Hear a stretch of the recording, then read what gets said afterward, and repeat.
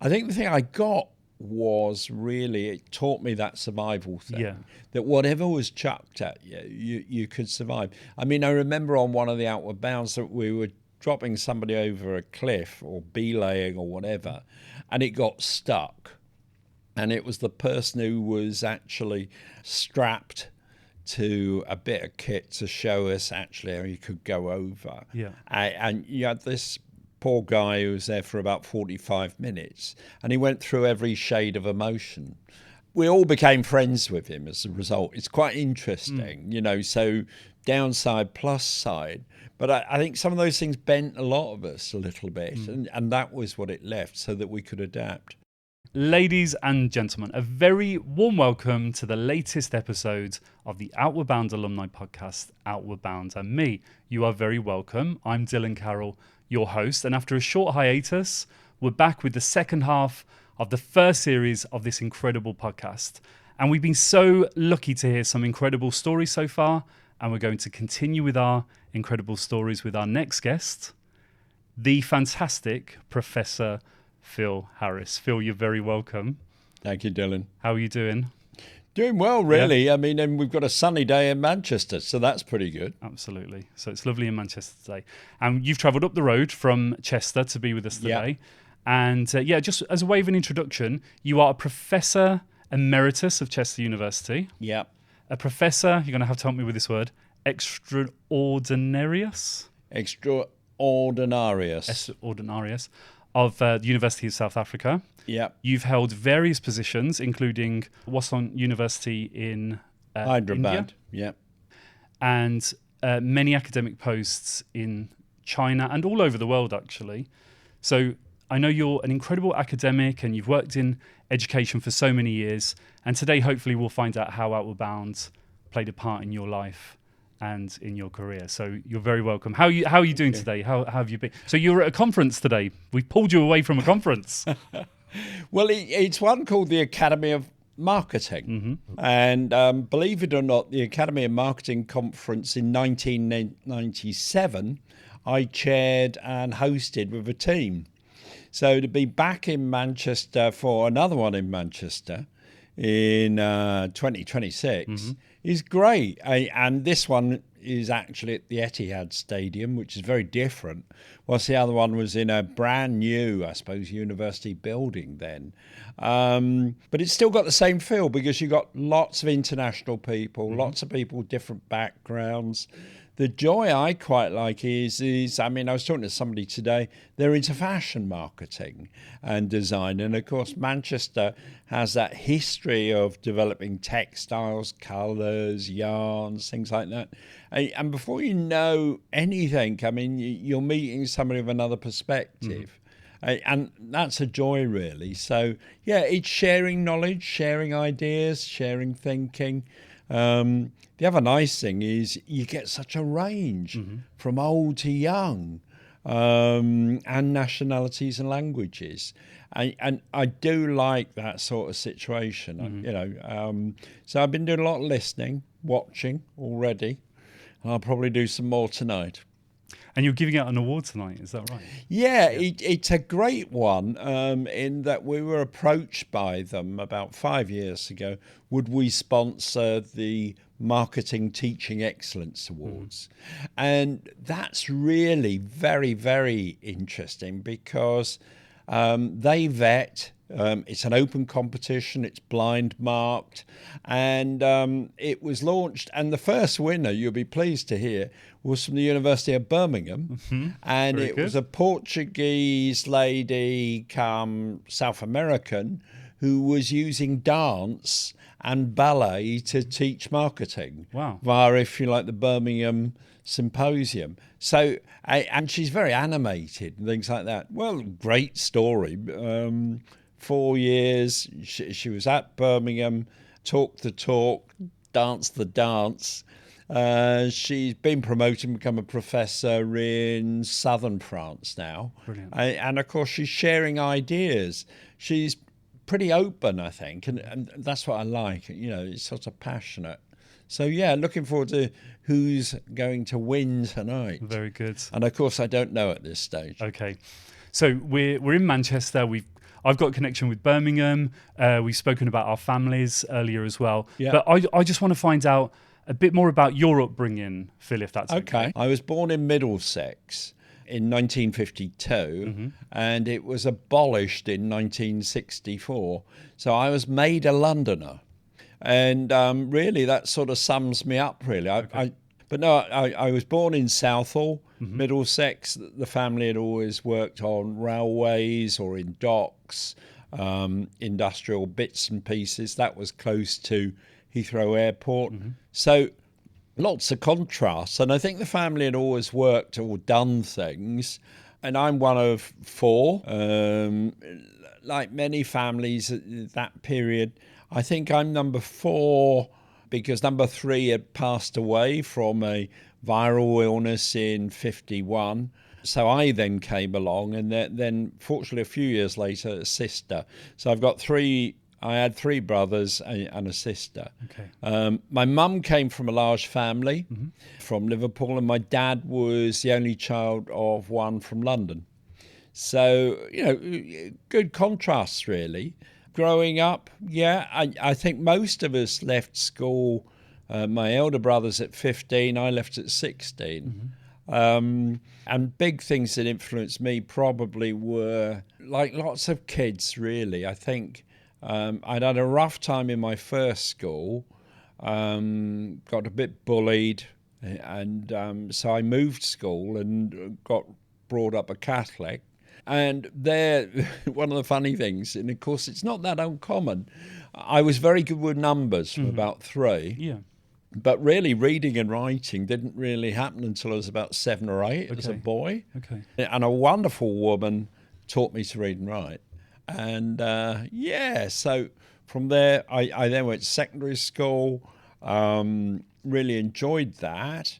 And then I left school when I was 16, and I got a first job in Radio Luxembourg, who operated out of London. They were a commercial radio station. I was an office junior. And it was good because I used to open the post. I also got copies of demo records and girls looking for boyfriends writing in, which was great for me because they're all things I quite liked. And I worked there for a year. I became somebody who also checked music. And at that point, they would record music in London and then fly it out to Luxembourg and play it back. So you met all the different disc jockeys and things, and music was changing. And that's what it taught me, really, because the BBC was just setting up its first commercial or popular radio shows, and you had some of the early disc jockeys come there, and some of the celebrities and some of the ones that have been in the press. I moved up there to Birkenhead on the Wirral, and like anybody that age, I mean, I went to the Labour Exchange, and in those days I asked them what jobs they had. I think there was 2. One was working in a flour mill doing stats there, and the other one was working in tourism. And one was on the Tuesday, one was on the Thursday. I went for the one on the Tuesday, which was the flour milling one, because I wanted a job, and they gave it me. So I joined them. And it's quite funny because it was really in the docks, and the docks were really moving and lively then. And you did see all forms of life known to mankind, really. And it was, I mean, the old northern word is it was heaving at times with people and things coming off of boats and different times. So I quite enjoyed that. I did sales initially, and then I started doing purchasing work. And they very kindly decided that I had the potential to be an executive manager type or somebody they should develop. And it was Joseph Rank, and they had this tradition of sponsoring young people into new careers and habits. And they've got a long history of it, really. They were non-conformist. And one day I got tapped on the shoulder, and they said, we think you should go on an Outward Bound course, like such and such, such and such. And there was 3 other people who'd been on them. So really, with the head of finance, he took me to a shop, bought me all my gear, We set down the time when I was going. So I was signed up to go to Moray Sea at the Sea School there for 4 weeks. And now here comes the crunch bit. In November, in the north of Scotland, and you've got somebody who really had never really ventured north of the border. And anyhow, cut a long story short, I ended up there, and it was great because we had a number of people from different businesses, professions, public sector, police, trainee police, and they were all learning, really, or getting to mix. And we were a youngish bunch, I suppose, probably to early 20s. We were broken up into watches. At Moray, we had Gordonston School as our swimming baths. So that was something which was strange. But it was good in the sense of it got me out my shell. So the first thing was they used to wake us up at 5 o'clock in the morning. We'd have to go for a run, and then about 6 o'clock in the morning, we'd have a cold shower. Then we'd have to come back and make bunk beds up, like the army, I think. And then we'd get on with whatever tasks we were. So we did some great stuff because, one, I couldn't swim, so I learnt to swim at Gordonston School. It was only a width or whatever. That was good. I did my first rock climbing. And then, of course, at that time, we did quite a lot at sea. So we had a dipping lugger. And then we also had a what you'd call a lifeboat auxiliary boat. And it had been bought cheap, I assume, in Devon and brought up. And so consequently, we had to do turns of manning this. Well, there was one incident, which was great. So we were all in bed one morning, and they woke us up and told us that we'd have to go and man the lifeboat. We were quite excited, really, because we didn't know what this would mean. Anyhow, we all went down to the dock, and we became part of the auxiliary team to man the lifeboat to help a fishing smack that had got stuck. And it was November. It wasn't that awful, but it definitely fired you up that sort of there were different things in life you could do. So this was in 1970. Yeah. How different was it of an environment to what you had come from? You know, working in the office environment. You know, growing up in a large family in Southall. Was it a world apart, or did you feel comfortable in Moray Sea? I think I was made aware of the fact that the countryside and doing things and developing techniques like walking, a bit of rowing, and tramping and tenting and things like that.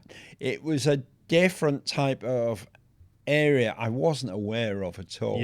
Yeah. And although as a kid I'd played in the country and things like that, it got me out my box.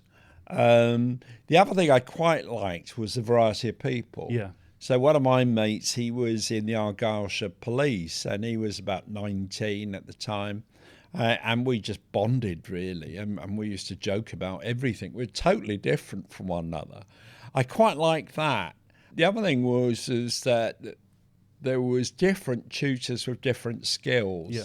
And you could pick up things from them. And they'd either had experience in the military or in industry. My background was by and large suburban. Yeah. Or in the docks, I suppose you'd call it urban. It was lively in the docks, I must admit. But this got me to think a bit wider. Yeah. It also stimulated me to think about other people and their backgrounds.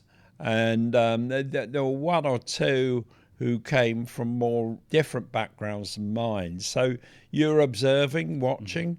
So, yeah, it really did me a lot of good. I think for me, it then fired me up that when I came back, I should probably always make a difference.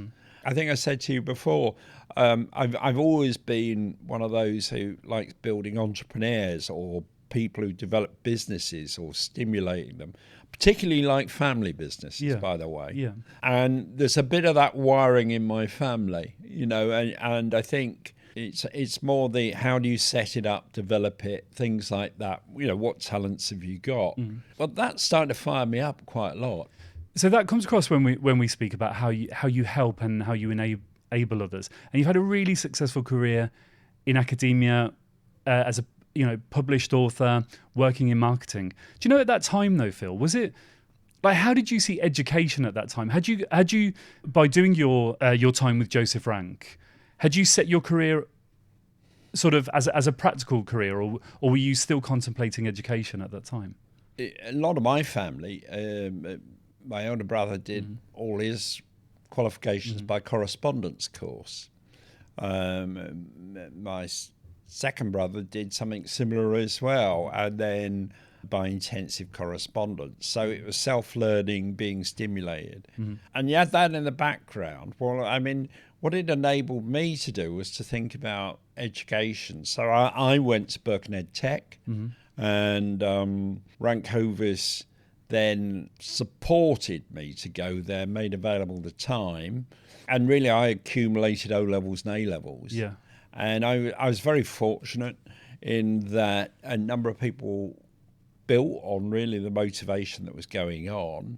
And I then got them and then decided for about a year, I started looking at universities. I didn't know what a university was.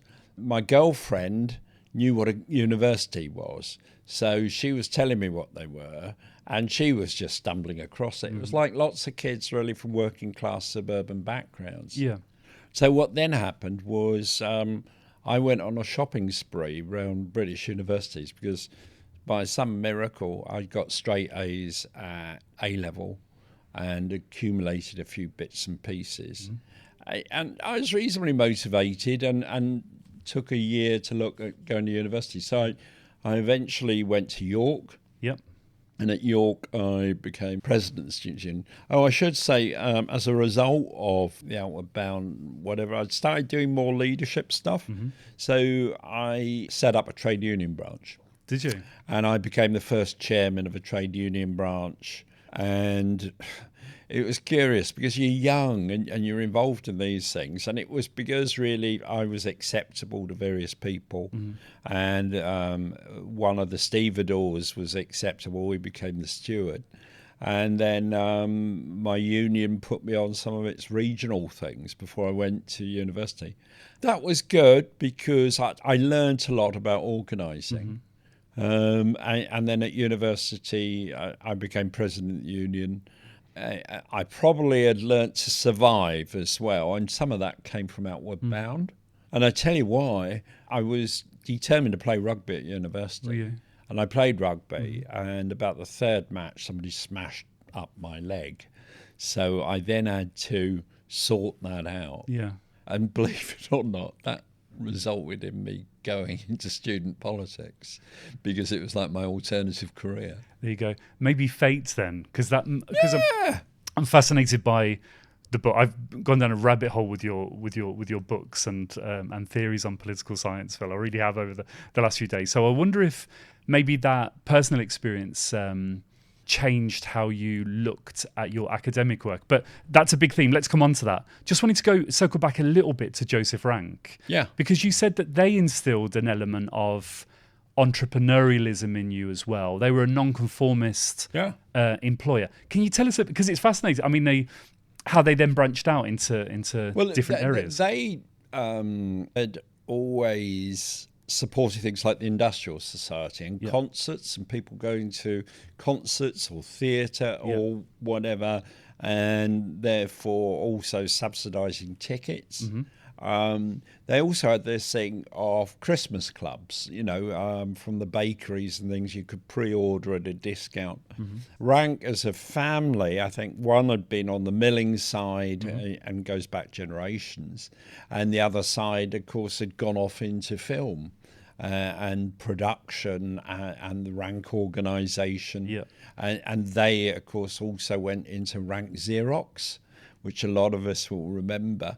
But yeah, I think there were principled people who wanted to foster others. And then They didn't make a huge thing of it, but actually they put the money and the organisation into it. I think the other thing I quite liked about it was you got the idea of family businesses. Yeah. And most people forget family businesses is the bulk of businesses, and like people forget Mars is a family business. And, you can go on and on and on and on. And it's a joy, and some are small, some are large, some are medium. And they rotate. I think the thing I got was really, it taught me that survival thing. That whatever was chucked at you could survive. I mean, I remember on one of the outward bounds that we were dropping somebody over a cliff or belaying or whatever, and it got stuck.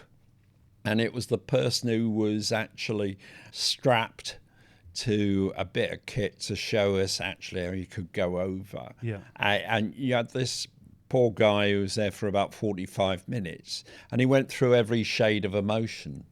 We all became friends with him as a result. It's quite interesting, so downside, plus side. But I think some of those things bent a lot of us a little bit, and that was what it left so that we could adapt. Okay. So after university with me, I wanted to go back into industry. That's what I did. So I went to ICI, chemical industry, oil industry, plastics, ended up in Brussels, thoroughly enjoyed my time with them, but wanted to do a career move. And I've always enjoyed education and understanding about markets. So my wife, first of all, changed career into that area, after much discussion between us. And then after me watching for a year, I did the same. And so I went into a career in business development and placements, how you place young people in businesses to grow them, learn skills. We're very much into that. I suppose that's a reflection. And that was a joy, really, because we set up small business development units, bits and pieces. And of course, a lot of them span off into other businesses, believe it or not. So from that, I climbed up the ladder. I became chairman of the Academy of Marketing, which is the marketers' body in the UK. I was on its professional body. And I started doing more and more international work. Okay. So one of the big things with me was, because I'd done international work, one day the boss knocked on my door and sort of said, "What do you know about the Chinese?" So I sort of said, "Well, I've done international work." So he said, "Could you look after somebody from China?"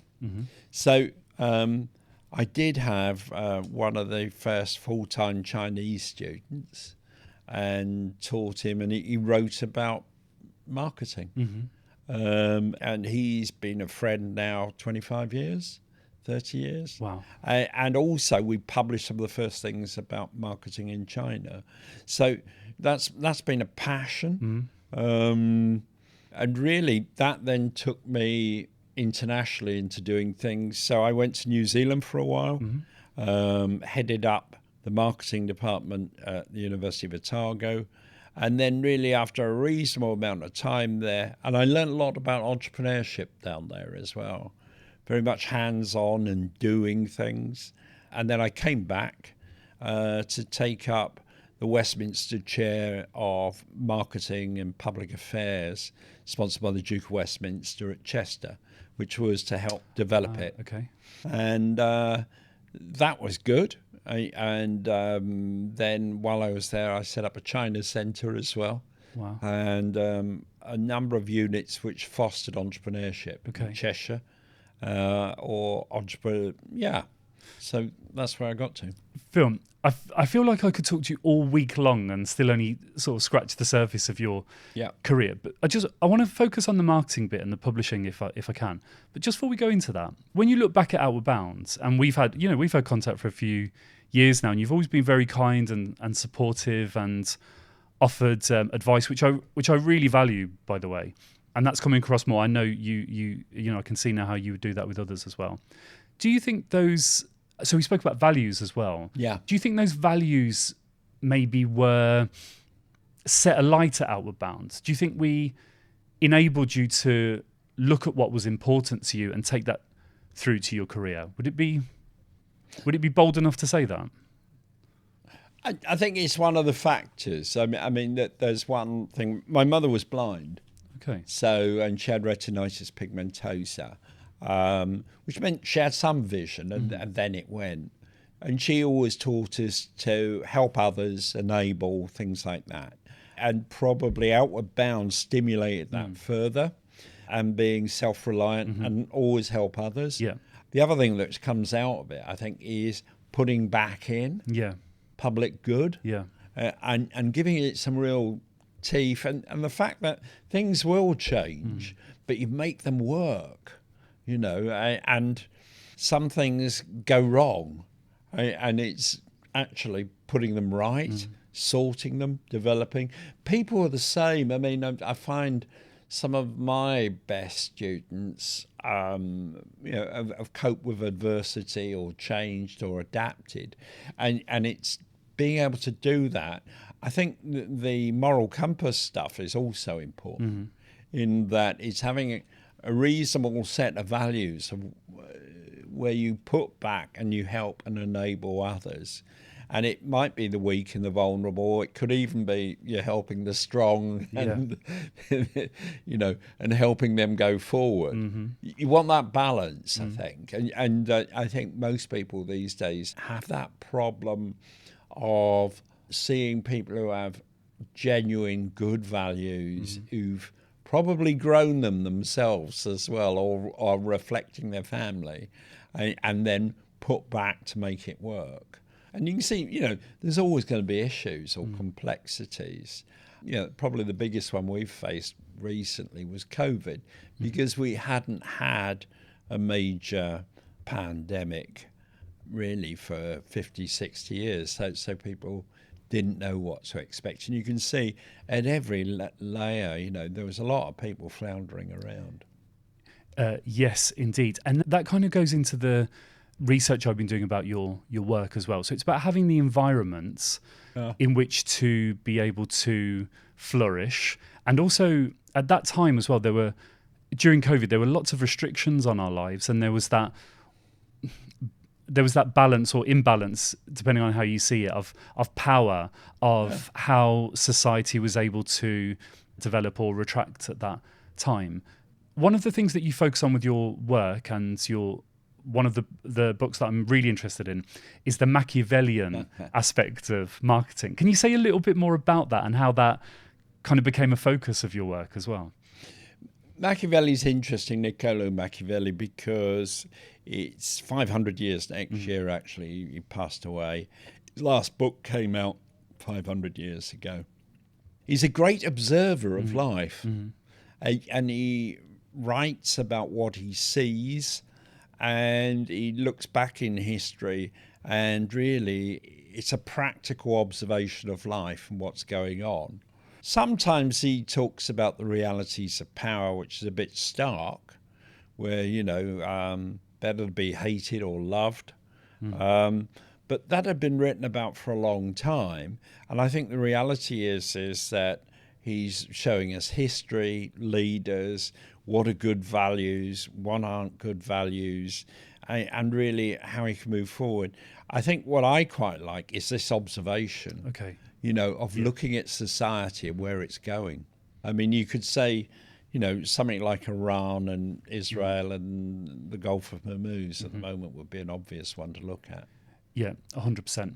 And so you've got a number of books that are due for publication soon. Can you say a little bit more about what they cover and how sort of political science and global events are playing into your thought process? Well, I published 2 last year, which the Handbook of Political Marketing, and I did that with 3 other authors, and that took 10 years to put together. So that's really about how you market politics around the world and the different forms of it. So you're looking at all the different observations of it, really, both systems, people, processes, campaigns. The other one is actually a synopsis of papers on Machiavelli.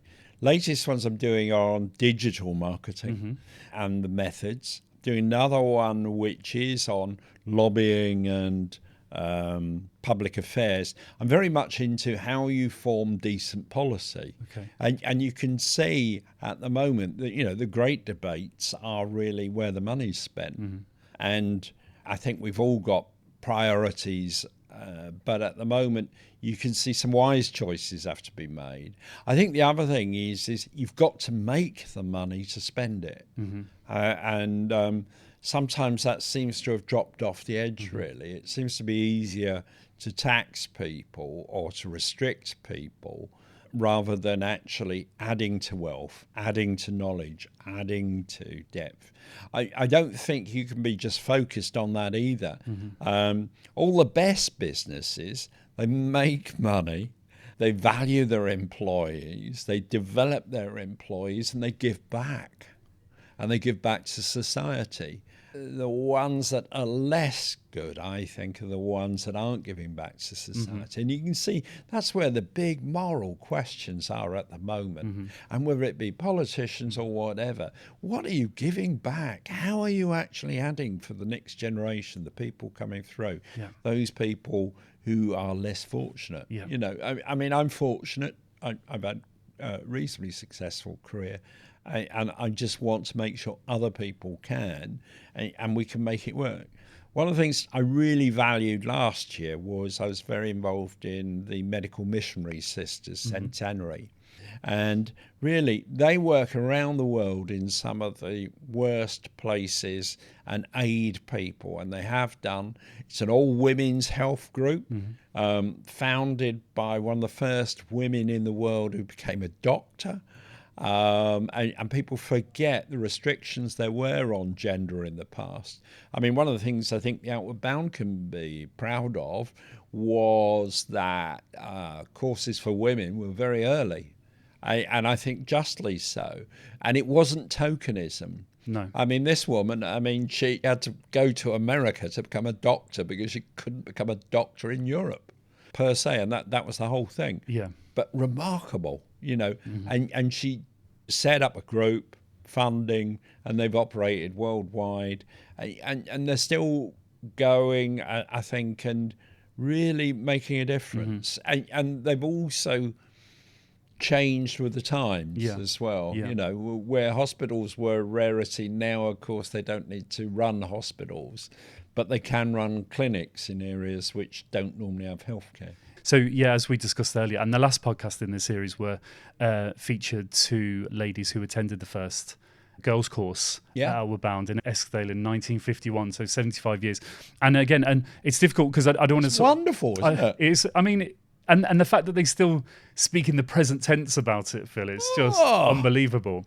And I don't want to timestamp this interview because I think what you say just has relevance for all time. But last night in London we had an event with called the Trailblazer series, and that's entrepreneurial women who are blazing a trail both now and have done previously.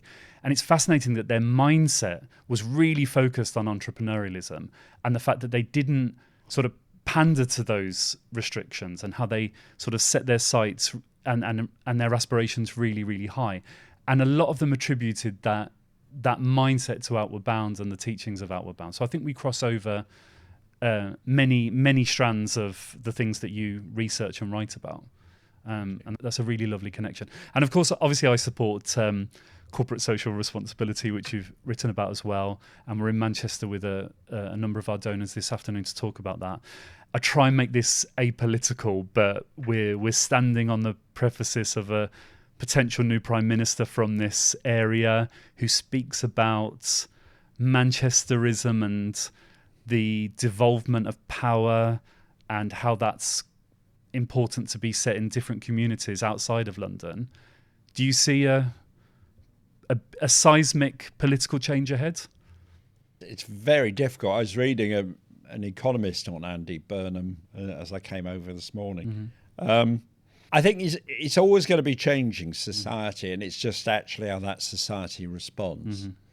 So, and you can see 7 prime ministers in 20 years is going it, really. And some of them are less known than others. And I think what we're looking for is typically stability, but growth. and the growth is really to renew, develop and sustain. I mean, there are some joys in the UK. I mean, the way it's cohesive and it's been able to improve health for all. And also, I think, our education system's pretty good. It's still very world class. I think also we develop things. I mean, some of the scientific innovation, and I think you've got to keep at that and you've got to foster that. There's the joys of music as well and the joys of art. I think, we've just lost one of the world's great artists, sort of, David Hockney. And I think, such a different, compassionate, larger-than-life character. How do you replace that? Well, you've got to foster it in all the flares, Absolutely, yeah. I think, I come across, there's one place which is doing stuff in gamification. Okay. At one of the universities.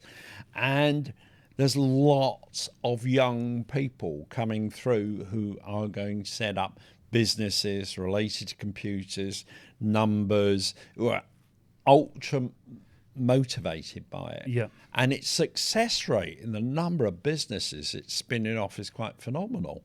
And you just think, that's the way we've got to go, because people have got to be able to develop their talents. Yeah. I think the other thing is, we touched upon it right at the beginning, you've got to be able to adapt to whatever the situation is. 100%. But think it through. Yeah. So that, you uphold your values or whatever the core is. I think the other thing which sometimes people forget is it's what the parents sometimes give you is the biggest set of values you're going to get. And that's why we can't denigrate that. So, but reinvention, developing, we'll have lots of things to innovate on.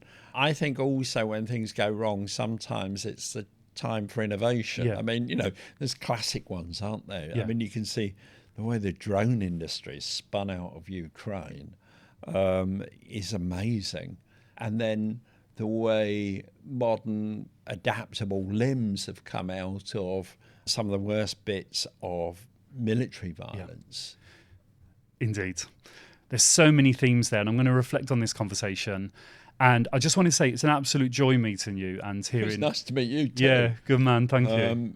And you lot did a lot for me a long time ago. I probably didn't necessarily know it at the time. Well, but it sort of stayed. And I think it is so important. Yeah, thank you. Well, thanks for continuing to be a great supporter. Just one more question before we sign off. Go for it. The most important, what's your favourite curry? It's very, very different. I mean, I've changed. I think a Balti is pretty good. I mean, it's a British invention. So that's probably my favourite. I quite like the Sichuan ones from China. Yeah.